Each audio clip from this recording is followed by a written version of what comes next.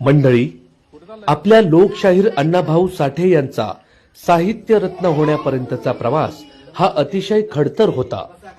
वयाच्या लहानपणी त्यांना शाळेत पाठवण्यात आलं. पहिल्या दिवशी शिकवणी चालली, दुसऱ्या दिवशी काही शिकण्याचा प्रयत्न झाला, पण त्याच दिवशी शाळेत त्यांच्या जातीवरून झालेली चेष्टा, उपेक्षा आणि अपमानामुळे त्यांना शाळा सोडावी लागली.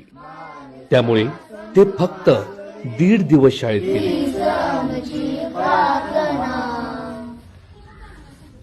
गुरुजी, शिकायला येऊ का? कोण रे तू? कोणाचा? शिकायला आले. शिकाय आलाय वय? कोणाचा तू? भाऊ मंगाचं पोर आहे. भाऊ मागाचं वय? तुझं नाव काय? तू का नाव आहे माझं? कशाला आलायस? शिकाया. शिकाय आलायस वय? ये ये ये, बस तिकडे जाऊन जा.